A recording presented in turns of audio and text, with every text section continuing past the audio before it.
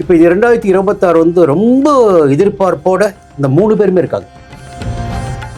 திடீர்னு பார்த்தா பிரம்மாண்டமான எழுச்சியை உண்டாக்குற ஒரு மனுஷன் இப்ப காணாமல் போயிருக்கிறார் அண்ணாமலை. தேர்தல் நடைபெறுகின்ற நேரத்தில் மீண்டும் ஒரு விசுவரூபத்தை அண்ணாமலை எடுப்பார். எழுதி வச்சுக்கோங்க.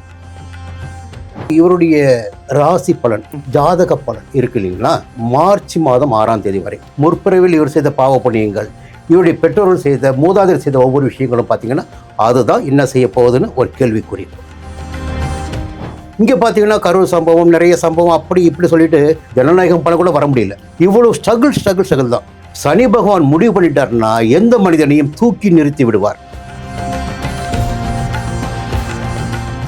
தி டிவைன் தமிழ் நேயர்களுக்கு வணக்கம். இப்போ நம்ம கூட யார் இருக்கா அப்படின்னு பார்த்தீங்கன்னா ஜோதிட வித்தகர் திருக்கோயில் பரணிதரன் சார் இருக்காங்க. வணக்கம் சார். வணக்கம். வணக்கம். இப்போ ரேஸ்னு ஒரு ரேஸ் போகுது. 2026 தமிழக சட்டமன்ற தேர்தல்னு ஒன்று இருக்கு. நம்ம விட்டுருவோமே, பெரிய தலைகள் எல்லாருமே விட்டுருவோம். ஒரு ஏஜ் கேட்டகரி, ஒரு 40-50 கேட்டகரியில் ஒரு 3 பேரான ஒரு ரேஸ் போயிட்டே இருக்கு. ஒன்று டெப்டி சிஎம் உதயநிதி ஸ்டாலின், இன்னொருத்தர் வந்து பார்த்தீங்கன்னா பாஜக தலைவராகவும் இருந்தார், அடுத்த சிஎம் அப்படி இப்படின்லாம் என்னமோ சொன்னாங்க. பட் அவருக்கு வந்து கொஞ்சம் மாற்ற அப்படி இப்படின்னு போயிட்டுருக்கு அண்ணாமலை அவர்கள். அடுத்து பார்த்தோன்னா சினிமாவில் நல்லாவே சாதிச்சுட்டு இப்போ நான் மக்களுக்காக வரேன் அப்படின்னு சொல்லி விஜய் சொல்லிட்டு இருக்காரு. இந்த 3 பேருக்கான ஜாதகங்கிறது எப்படி இருக்கு? இவங்களுக்கு கடுமையான போட்டி இருக்கா? யார் இதில் ஜெயிப்பா? முதல்ல ஒரு விஷயம் பேசிடுவோம். கோச்சார பலன்கள் என்பது ரொம்ப அவசியம்.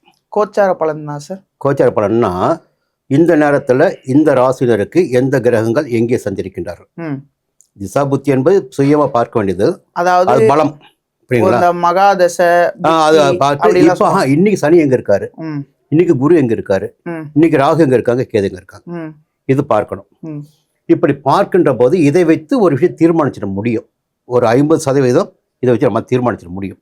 இந்த நேரம் உங்களுக்கு யோகமான நேரம், இந்த நேரம் பாதகமான நேரம், எல்லா ஜோதிடர்களுமே சொல்கின்ற அடிப்படை விஷயம் இது. எப்படி கோச்சார பலன் அடிப்படை விஷயம். சுய ஜாதகத்தில் கர்ம வினை என்பது ஏற்ப இப்போ ஒரு விஷயத்தை பேசி ஆகணும்.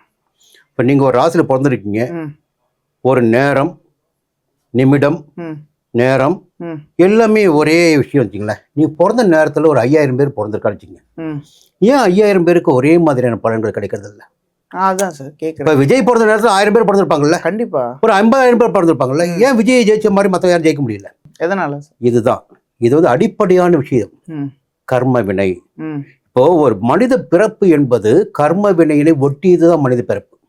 அதாவது வினைப்பயன் அது இல்லாம பிறப்பு நிச்சயமாக கிடையாது. மோட்சம் போடித்தான். கடைசி பிறப்பா இருந்தாலும் மோட்சம்.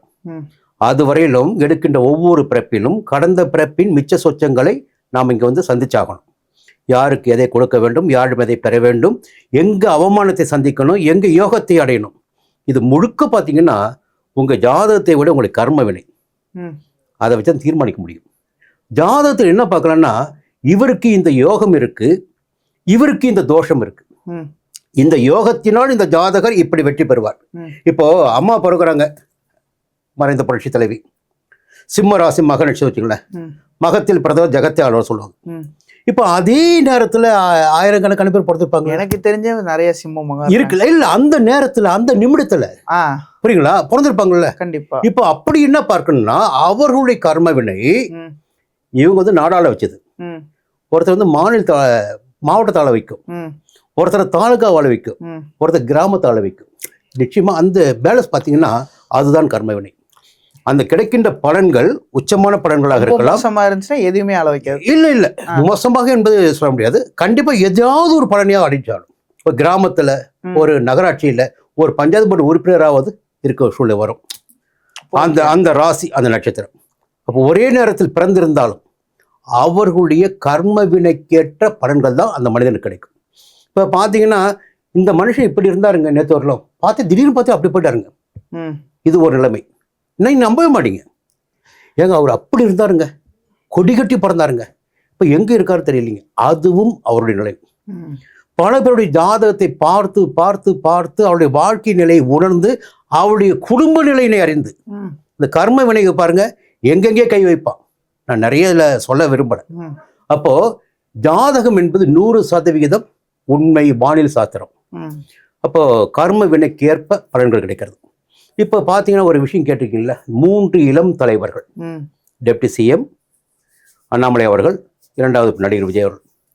இப்போ இது 2026 வந்து ரொம்ப எதிர்பார்ப்போட இந்த 3 பேருமே இருக்காங்க. மற்ற வாரம் வச்சுக்கலாம், 3 எதிர்ப்பு இருக்கு.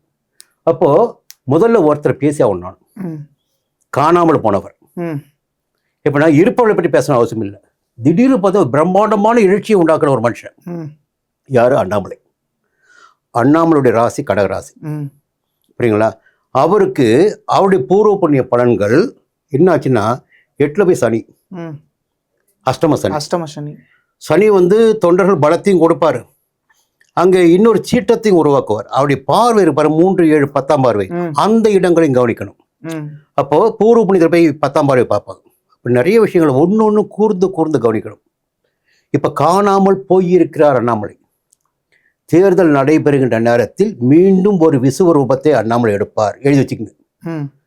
தேர்தல் நடைபெறுகின்ற நேரத்தில் மே மாசம் ஏப்ரல் மாசமே மீண்டும் ஒரு விசுவரூபத்தை அண்ணாமலை நிச்சயமாக எடுப்பார்.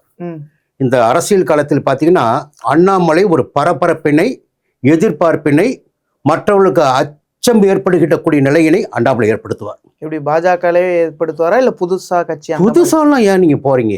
அவரு அதுக்கெல்லாம் போக மாட்டார். அதுக்கு வாய்ப்பு இல்லை. நிச்சயமாக அவர் இருக்கிற இடத்துல விசுவாசமாக இருப்பார். புரியுங்களா? அவருக்கும் அரசியல் தெரியும், மக்களை புரியும். எப்பொழுதுமே வந்து எந்த குதிரை ஜெயிக்கும் என்பது தெரியும் அவருக்கு. தனியாக போய் ரிஸ்க் எடுக்கணும் அவசியம் இல்லை. புரியுங்களா? அது பெரிய மூலதனம் போட வேண்டிய தொழில் அரசியல் தொழில்நுட்பம். நீ சாதாரணமாக சட்டமன்ற தொகுதிக்கு 40 கோடி ரூபாய் செலவு பண்ணாதான் ஒரு எம்எல்ஏவை நிற்க முடியும் இன்னைக்கு. அப்போ 230 சட்டமன்ற தொகுதி என்ன வரும்? எத்தனை ஆயிரம் கோடி பணம் வேணும்? புரியுங்களா? அது அந்த ரிஸ்க் அவர் எடுக்க மாட்டார். இருக்கின்ற இடத்தில் ஜெயிப்பார். இருக்கின்ற இடத்தில் பிரம்மாண்டமாக வளருவார். ஆளுங்கட்சிக்கு மிகப்பெரிய சவாலாக மாறுவார்.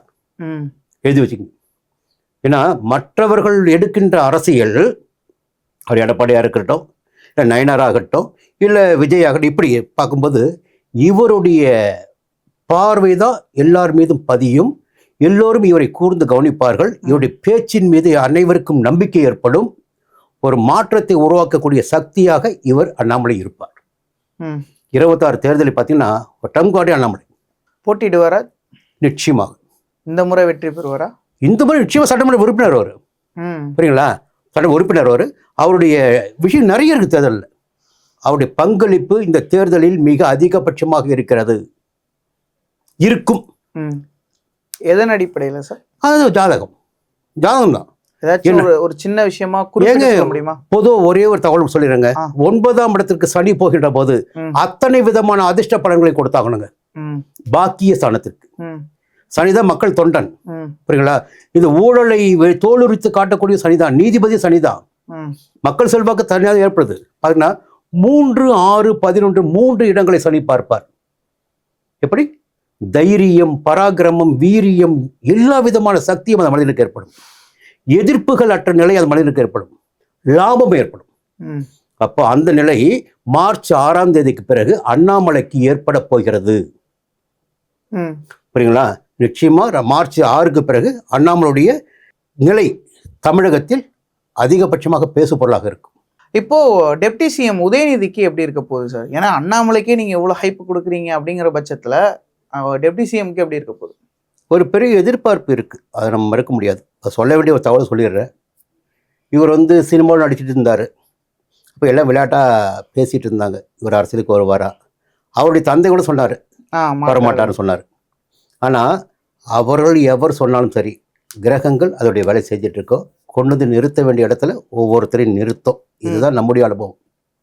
அப்படி பார்க்கின்ற போது இவருடைய ராசி பலன், ஜாதக பலன் இருக்கு இல்லைங்களா? ரிஷப ராசி இவருக்காக அதிகபட்சமாக ஒரு ஸ்ட்ரெயின் பண்ண ஒரு நபர்னு பார்த்தீங்கன்னா கோவை செல்வராஜ். ரொம்ப அக்கறை, சாதாரண ரொம்ப அக்கறை. இவர் டெப்டி சிஎம்மா வரணும், கட்சியில் பெரிய ஆளாக வரணும் அப்படின்னு ரொம்ப குடும்ப அளவில் ரொம்ப அக்கறை எடுத்தவர். அவர் பாவ அமரர் ஆகிட்டார். அவரை பாதுகாக்க வேண்டிய பொறுப்பு கூட, ஆன்மா சாந்தி அடையினா பாதுகாக்க வேண்டிய பொறுப்பு கூட டெப்டி சிஎம்முக்கு இருக்குது. அவ்வளோ அக்கறை இருப்பார். அவர் ஜாதகத்தை கொடுக்கும்போது சொன்னேன், நான் இந்த தேர்தலில் டெப்டி சிஎம் ஆகிடுவார், இதற்குள்ளே ஆகிடுவார் சொன்னேன். நடந்தது. அது ரொம்ப சந்தோஷப்பட்டார். ஆனால் அந்த நேரம் பார்த்தா அவர் இல்லாமல் போயிட்டார். சரி, ஓகே. இந்த நேரம் 2026 தேர்தலில் இந்த 3 பேர் தான் களத்தில் இருக்காங்க.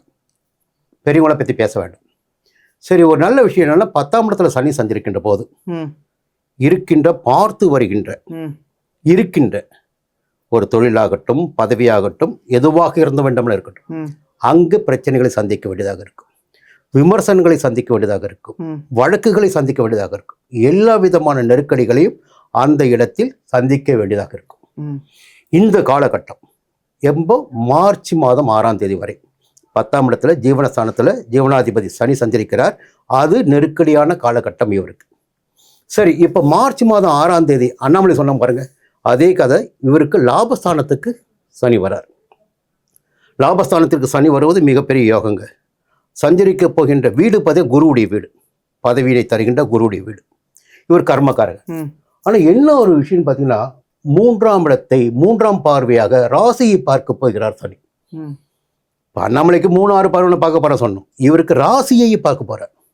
புரியுங்களா? இந்த ராசியை சனி பார்க்கின்ற போது, கர்மக்காரகனான சனி ஒரு நபருடைய ராசியை பார்க்கின்ற போது இவருடைய கர்ம பலன்கள் இருப்பாருங்க, வினைப்பயன், அதற்கேற்ற பலன்களை கொடுப்பார். அது உயர்த்த வேண்டியதாக இருக்கலாம் அல்லது வீழ்த்த வேண்டியதாக இருக்கலாம். ஒன்று. இன்னொரு பக்கம் பார்த்தீங்கன்னா, இவருடைய ராசிக்கு 5ஆம் இடமான பூர்வ புண்ணிய ஸ்தானத்தை சனி பார்க்கிறார். அப்போ அங்கேயே ஒரு சின்ன பிரச்சனைகள் வருவதற்கு வாய்ப்புகள் உண்டு. சனியுடைய பார்வை எந்த இடத்தில் பதிகிறதோ அங்கே சங்கடங்களை சந்திக்க வேண்டியதாக இருக்கும். இல்லை இவருடைய பிள்ளையால் இவருக்கு ஒரு எதிர்மறையான பலன்கள் கூட, விமர்சனங்கள் கூட ஏற்படுவதற்கு வாய்ப்பு இருக்கும், பூர்வ புண்ணிய ஸ்தானத்தை சனி பார்க்கின்ற போது. இன்னொரு பார்வை பார்த்தீங்கன்னா 8ஆம் இடத்துக்கு, இந்த ராசிக்கு 8ஆம் இடத்திற்கு சனியுடைய பார்வை 10ஆம் பார்வை கிடைக்கிறது. அது அஷ்டமஸ்தானம். அப்போது சஞ்சரிக்கின்ற இடம் சாதகமாக இருக்கிறது, பார்க்கின்ற பார்வைகள் மூன்றுமே எதிர்மறையாக இருக்கிறது. அப்போ இவருக்கு கர்ம வினைக்குரிய பலன்கள், முற்பிறவில் இவர் செய்த பாவ புண்ணியங்கள், இவருடைய பெற்றோர்கள் செய்த, மூதாதையர் செய்த ஒவ்வொரு விஷயங்களும் பார்த்தீங்கன்னா அதுதான் என்ன செய்ய போகுதுன்னு ஒரு கேள்விக்குறி. ஜாதகம் பார்த்தீங்கன்னா 11 சனி வராரு. எல்லா ஜோதிடரும் சொல்லுவாங்கன்னா சனி 11 கொண்டு இருப்பா, யோக பலன்கள் கொடுப்பார். ஆனால் சனியுடைய 3ஆம் பார்வை ராசிக்கு கிடைக்குது, அதை பார்க்கணும்ல. 5ஆம் இடத்துக்கு கிடைக்குது. அப்போ மற்ற கிரகங்கள், புரியுங்களா, எல்லாத்தையும் பார்க்கணும். Okay sir. இந்த தேர்தல் காலம் பார்த்தீங்கன்னா இவருக்கும் சரி கொஞ்சம் உழைப்பு அதிகரிக்கும். இந்த தேர்தல் கடந்த தேர்தலை விட தேர்தல் உழைப்பு அதிகரிக்கும், போட்டி அதிகபட்சமாக இருக்கும், நெருக்கடிகள் சந்திக்க வேண்டியதாக இருக்கும், விமர்சனங்களை சந்திக்க வேண்டியதாக இருக்கும். அதெல்லாம் தாண்டி தான் வரையே வந்தாலும். இப்போ விஜய்க்கு வந்துருமா சார்? நீங்க ஆல்ரெடி விஜயை பத்தி நிறைய பேசியிருக்கீங்க. பட் இவங்க 2 பேரை டேக்கிள் பண்ற அளவுக்கான ஒரு பவர் வந்து விஜய்க்கு இருக்குதா? அவருடைய ஜாதகத்துல இருக்குதா? இப்போ 2 பேர் என்னுடைய பார்வையில் சமபலத்தோட இப்போ களத்தில் இருக்காங்க. யாரு 2 பேர் சார்? அண்ணாமலையும் விஜயும். ஓ, இப்போ கோச்சார பலம் தான் பேசிட்டு இருக்கோம், புரியுங்களா? அண்ணாமலையும் கடகராசி தான், விஜயும் கடகராசி தான். 2 பேருமே பார்த்தீங்கன்னா சமீப காலத்தில் அதிகபட்சமான நெருக்கடிகள் சந்திச்சிருக்காங்க. அவர் தலைமை பதவி போயிடுச்சு. அவருக்கு ஒரு செல்வாக்கு கிங்காக இருந்தார் அண்ணாமலைன்னா. அண்ணாமலையாலேயே பாஜக தமிழ்நாட்டில் கால் விழுந்துச்சு. அப்படிப்பட்ட அண்ணாமலை இன்னைக்கு வந்து கொஞ்சம் மறைக்கப்பட்டிருக்கார். இங்கே பார்த்தீங்கன்னா கரூர் சம்பவம், நிறைய சம்பவம், அப்படி இப்படி சொல்லிட்டு விஜய்க்கு எதிர்மறையான பலன்கள் நிறைய கிடைச்சிட்டு இருக்கு. ஜனநாயகம் பலன் கூட வர முடியல. எப்போ ரிலீஸ் ஆகுது கேள்விக்குறியாக இருக்குது. இவ்வளோ ஸ்ட்ரகிள் தான், புரியுங்களா? போராட்டங்களை சந்தித்து கொண்டு இருக்கிறார்கள் இருவருமே. இவர்களுக்கு ஒரு விடியல் காலம் தாங்க 2026 மார்ச் 3. சனி பகவான் முடிவு பண்ணிட்டார்னா எந்த மனிதனையும் தூக்கி நிறுத்தி விடுவார். அப்போ கடகராசியில் பிறந்தவர்கள் ரொம்ப துணிச்சலாக செயல்படக்கூடியவர்கள், எதை நினைக்கிறார்களோ அதை செய்து முடிப்பாங்க, புரியுங்களா? என்ன பேச வேண்டுமோ அதுதான் பேசுவாங்க, யாரை பற்றியும் கவலைப்பட மாட்டாங்க. நீ யாரை வந்துட்டு போ. இந்த இருவருக்குமே சக்தி உண்டு. அண்ணாமலைக்கும் சரி. அண்ணாமலை எப்படி ஜெயிச்சாரு நினைக்கிறீங்க நீங்க? எப்படி ஜெயிச்சாரு? அவருடைய வார்த்தை பலம். இந்த மக்கள் வந்து அவருடைய வார்த்தையை நம்பினாங்க. அப்போ கடக ராசியுடைய தன்மை அது. அதே தன்மை விஜய்க்கு உண்டு, புரியுங்களா? இந்த காலகட்டம் யோகமாக இருக்குன்னு பார்த்தீங்கன்னா 9ஆம் இடத்திற்கு சனி போகின்ற போது எத்தனை ஜாதகத்தை பார்த்தா சரி, 9ஆம் இடத்து சனி போச்சு வச்சுங்களேன், அந்த காலகட்டம் அந்த ஜாதகருக்கு மிகப்பெரிய யோகமான பலன்களை கொடுத்தாகணும். என்னன்னா 9ஆம் இடத்து பாக்கியஸ்தானம், புரியுங்களா? அங்கே போய் சஞ்சரிக்கும் பாக்கியத்தை கொடுத்தா தெய்வ அருளோட பெரிய மனிதர் தொடையோடு கொடுக்கணும். இப்போ பார்த்தீங்கன்னா தேடி வந்து ஆதரவு கொடுப்பாங்க.